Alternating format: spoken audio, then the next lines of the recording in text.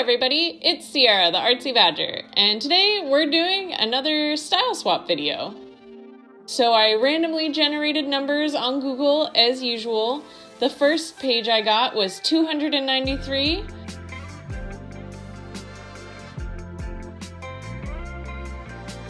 And the second page I got is 257. I don't know about you, but I feel like these two were meant to be friends and meant to trade outfits.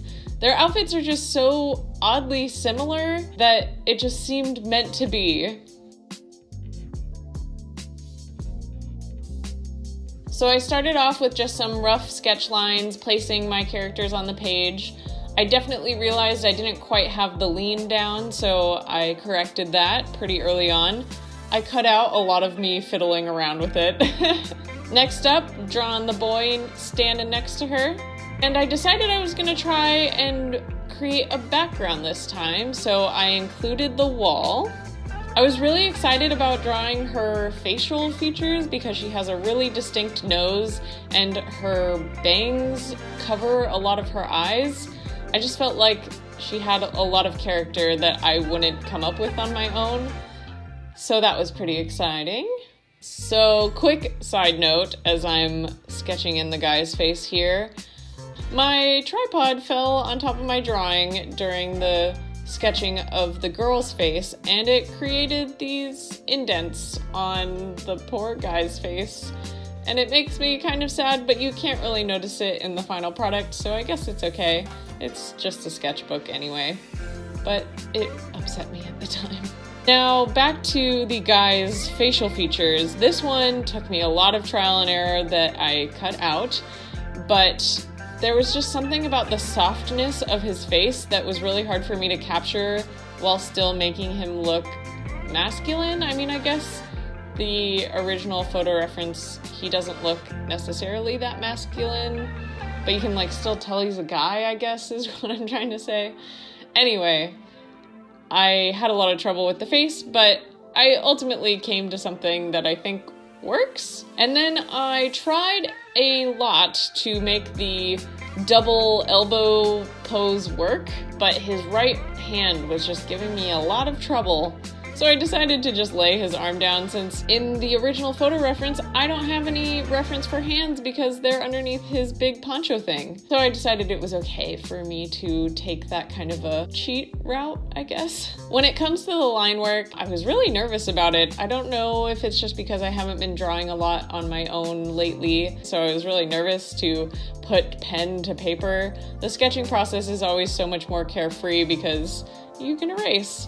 But the inking part is always a little bit scarier. I haven't been scared of it in a long time though, but this page for some reason was causing me a lot of anxiety. As soon as you get started, it feels a lot better and you kind of get into the groove of things, remember how the ink flows, that kind of stuff.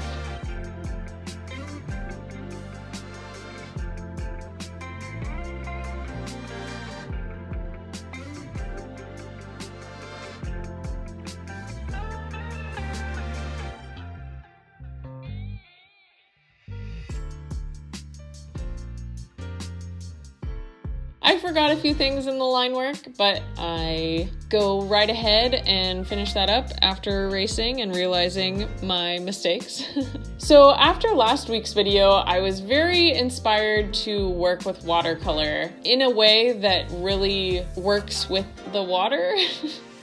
I don't know exactly how to phrase it, but copying Lee Alexan's style made me really want to embrace the flow of watercolor and like the way that it dries and that kind of stuff. So I really tried to keep that in mind with this piece where I just tried to be really loose and also really heavy with the water.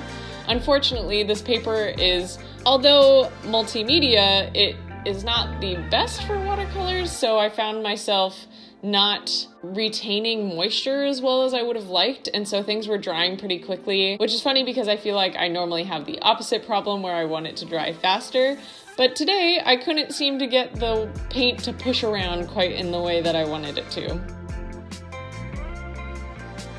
But in the end, I feel like I definitely got the sort of experimentation out of it that I wanted to.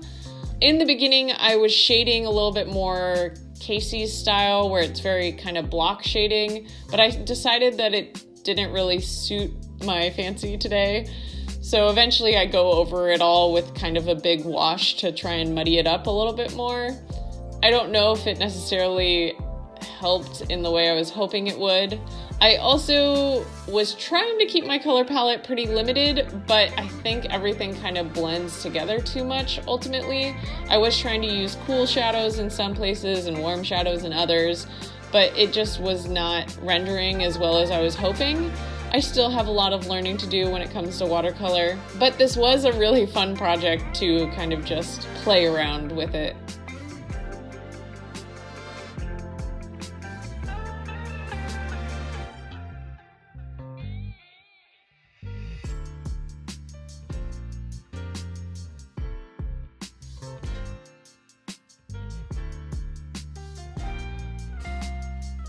Now I'm just adding some texture to the wall, coloring in those little sidewalk plants, for lack of a better term for them. And then they were not standing in front of greenery, but I wanted to add some more color and contrast into the image, so I decided to add sort of this faux plant background, just kind of implied texture and depth. And finally, I went over her poncho with a blue-gray to make it stand out from the boy's coat. And there we go. I hope you guys enjoyed watching my process, and I think this might be one of the more successful style swap challenges we've had so far. As always, thank you so much for watching, and I will see you all next weekend.